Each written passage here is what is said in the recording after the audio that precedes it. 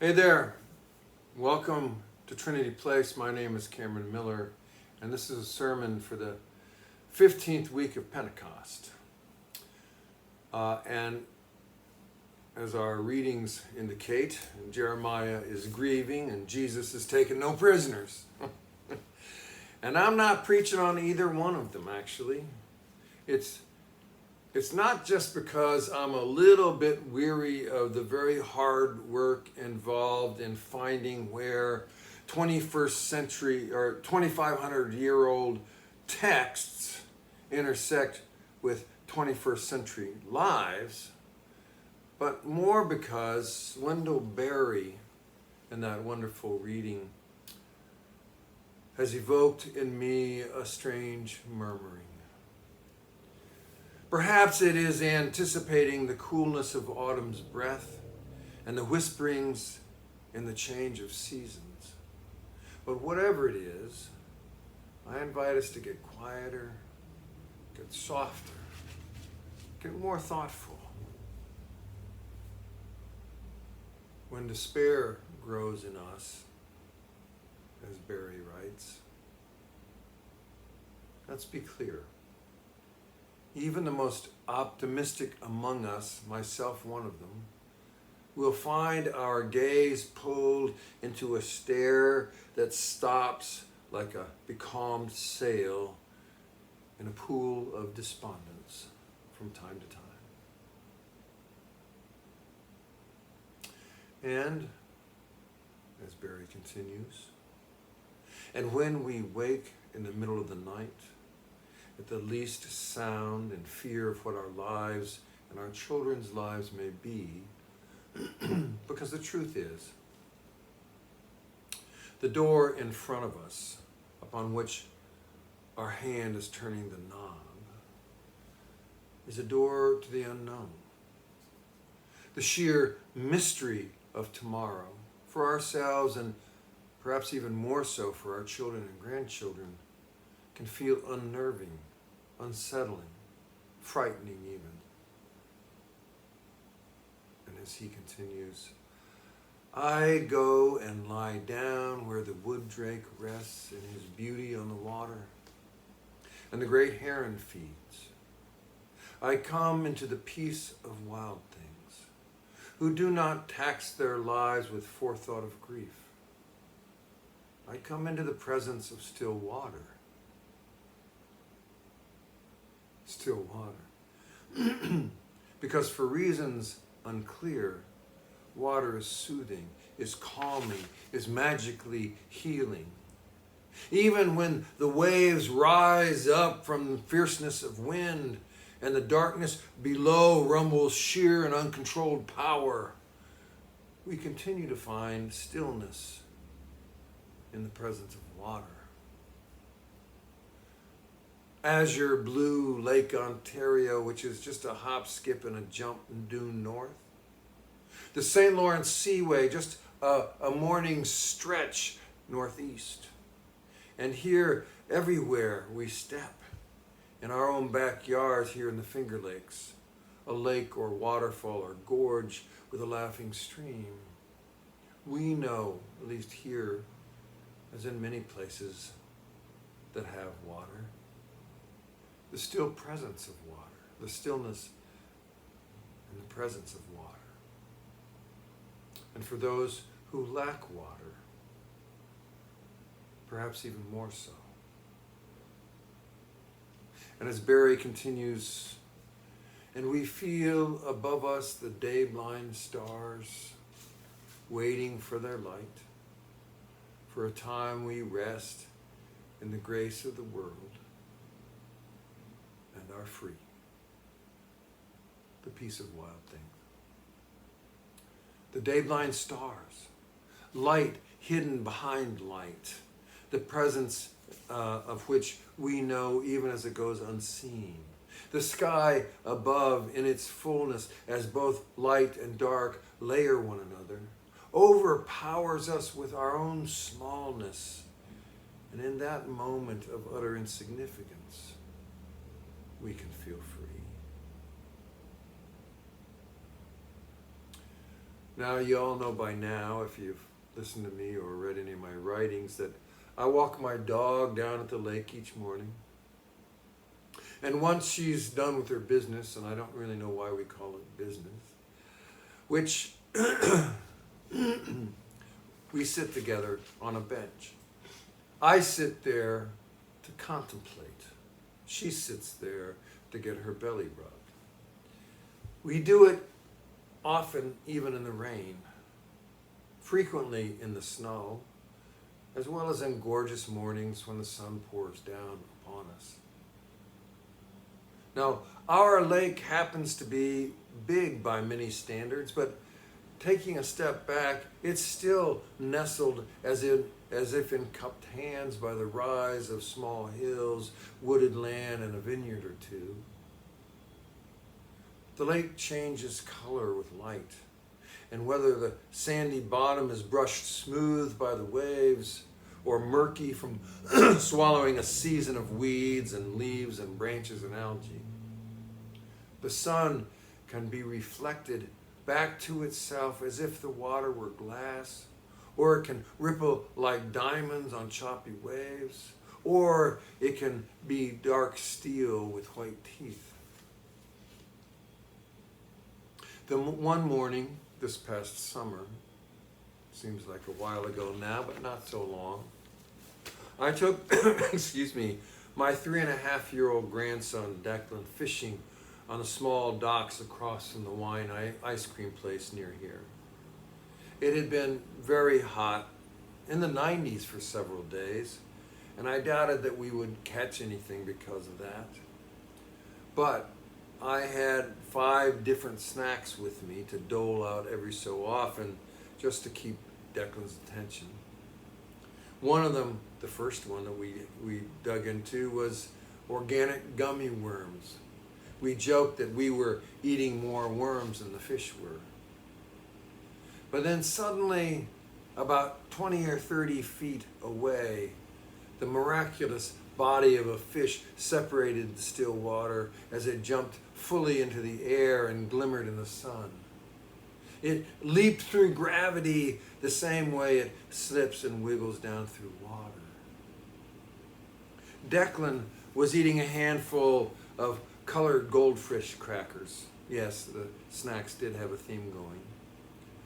I don't think Declan noticed the fish or would even have been interested in it perhaps, unless of course it was pulling on the line from beneath the water. I, however, turned at that moment my thoughts inward into a bulging metaphor. It's a metaphor I've learned that I have leaned on more than once, but I will lean on it again because it's the most clear and present truth I know. It's a spiritual truth, a holy wisdom, which is that the mirrored glass on the surface of the lake is like a human face. And I thought that to myself, that beneath this glass is concealing an entire civilization we do not see. I began to think through the names of the lake's citizens I knew anything about.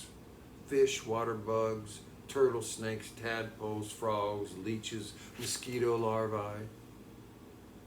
And then my thoughts kind of hovered over the universe of an even smaller things I know almost nothing about. Molecules, bacteria, parasites, all the invisible creepy crawly things that make and disturb the muck down below. I wanted to grab Declan's attention. I wanted to tell him about what I was thinking, about how there is a universe of life that we cannot see that lies below the surface. I wanted to tell him about how the lake is an ecosystem, not just the water that he sees, but that its health, its very health and vibrancy is wrapped up in this vast matrix of relationships far beyond the obvious ones that we see on the surface. I wanted to tell him that such an ecosystem is my best metaphor for God. And that in that very moment where we sat there, blue, gold, red, and green goldfish crackers in his tiny little hand, that he was part of it too, a tiny part of a vast, holy ecosystem. Now, such metaphors, such thoughts are fruit for contemplation. It is, for me anyway, the voice that speaks when we enter into the peace of wild things. But as much as I enjoy it, and even though it's a nearly everyday exercise on some level for me on my bench with Rabia at Lakeside, I think we really do need to give ourselves permission to lower ourselves down into the presence of still water, where we can rest in the grace of the world. I think we need to say out loud that contemplation is valuable. It's worth something. And it's more than a luxury. It's life-giving even. Now the colors will begin to change soon. And indeed, some leaves have already made ready to fall on the ground. The water in the lake is in motion, turning itself over from below to above, and we are entering a season ripe for contemplation. So that's my really very simple invitation today, to give yourself an opportunity and the will to contemplate. It need not be on nature. It could be a verse, a book, a painting, an event, a prayer even. But give yourself time. Give yourself opportunity. Give yourself will to contemplate. I know this is not the red meat I often bite off from readings like the ones that we heard in Luke and Jeremiah today. But here's a little secret about that parable from Luke. It's better approached as a Zen koan than a fable or a moral. A koan, remember, is a tool in some Buddhist traditions employed by the master for the teaching of a disciple. It's a simile, a parable, a metaphor even, so extremely paradoxical and even non-rational that on the face of it, it seems like nonsense. So the student is left then to contemplate upon the meaning of the koan, or more aptly, upon what the non-answer of the nonsense might be. The most famous koan, a cliche these days, is attributed to a 17th century Japanese master who asked the question, 2 hands clap and there's a sound. What is the sound of one hand? Or this one that I like a lot. A disciple once asked Master Yun Men, if not even one thought has arisen in the mind, is there still a sin? Yun Men answered, Matsumaru! I am not saying that this first century illiterate Galilean peasant like Jesus knew anything about Buddhist koans. But whatever that original story was from Luke today, the one we heard in this gospel, it feels to me like a nonsensical koan. If you want to know how to make sense out of Luke's version of Jesus' story, I suggest you take it home and cogitate on it. Chew on it. Put it on the counter in the kitchen and come back to it again and again. Contemplate. Don't rest easy with any answer that you come up with, and instead keep wondering. Contemplate upon the disreputable manager and how we too are to be like him or her. In other words, practice contemplation. And it's an important spiritual tool that all of us could develop and employ far more than we do. Contemplation is the counter practice to juggling multiple tasks while running in place. In other words, it's the perfect antidote to multitasking, which can strip us bare of our creativity and our peace. Contemplation Contemplation is the act of concentration. It requires us to focus all of our immediate attention on one thing. In particular, one spiritual thing. And by spiritual, I am speaking very broadly, as in a large needle-nosed fish Rabia and I watched dance above the water for just a split second the morning that I wrote this sermon.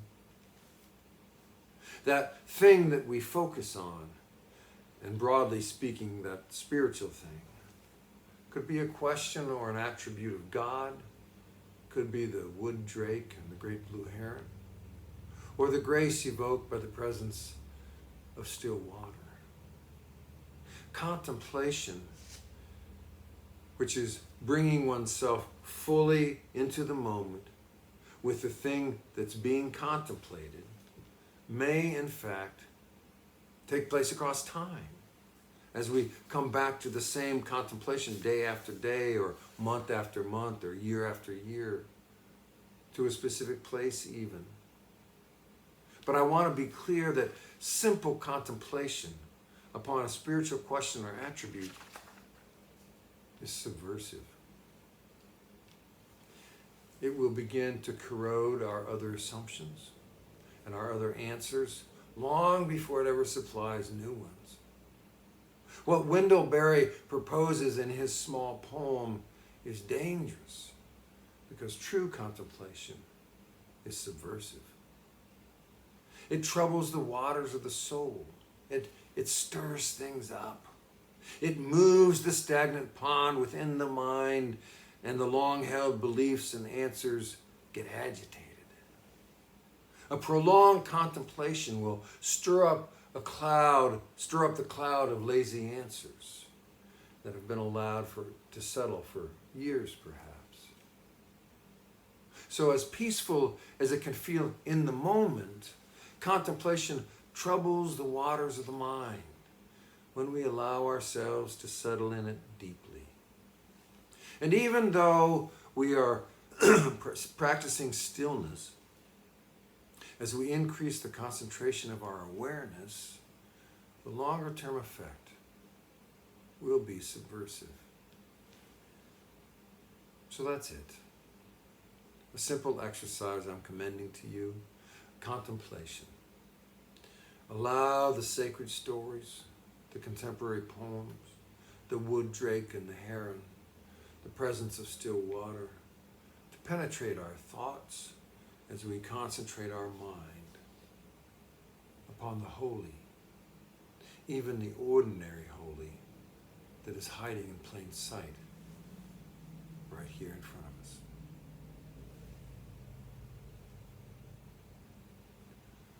Peace to you. Thanks for being here.